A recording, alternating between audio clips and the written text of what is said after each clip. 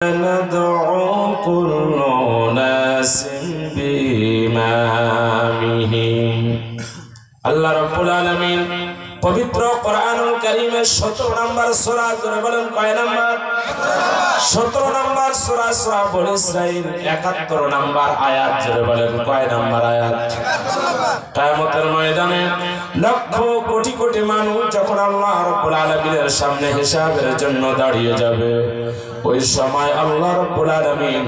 প্রত্যেক বান্দাকে নিতা সহকারে ডাক দিবেন জোরে বলেন কি সহকারে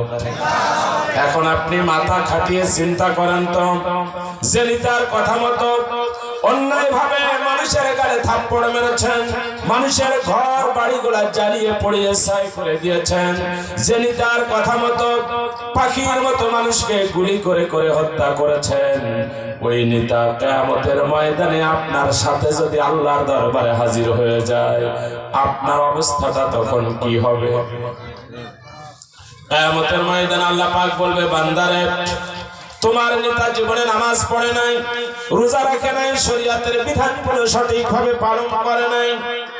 অথচ এই বেনামাজি নেতার চরিত্র কেন ফুলের সাথে তুলনা করছিলা জবাব না দেওয়া পর্যন্ত আমার জান্নাতে যাওয়া যাবে কিয়ামতের কঠিন মুসিবতের সময় কর্মী তখন নেতার দিকে তাকিয়ে বলবে নেতা যে দুনিয়ায় তোমার প্রশংসা করার কারণে তোমার পক্ষে স্লোগান দেওয়ার কারণে কিয়ামতের কঠিন মুসিবতের সময় আল্লাহ রাব্বুল আলামিনের কাছে আমাদের জবাব দিতে হচ্ছে মেহেরবানি করে আমাদের সম্পর্কে আল্লাহর কাছে কিছু বলো কার কাছে নেতা তখন বলতে পারবে তো যে আদর্শ যে নেতার আদর্শ পালন করে মায়ের বুক খালি করে পাখির মতো মানুষকে গুলি করে হত্যা করছেন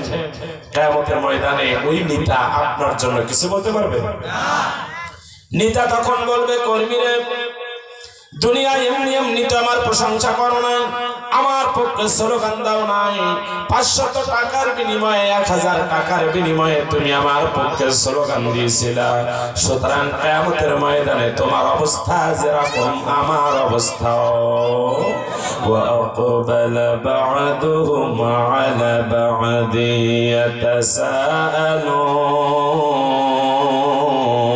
يتساءلون আল্লাহ পাক কোরআনুল কারীমের 37 নম্বর সূরা সূরা সাফফাতের 27 নম্বর আয়াত কয় নাম্বার আল্লাহ রাব্বুল আলামিন বলেন ওই কিয়ামতের কঠিন মুসিবতের সময় নেতা আর কর্মী উভয় দলের ভিতরে তখন গন্ডগোল শুরু হয়ে যাবে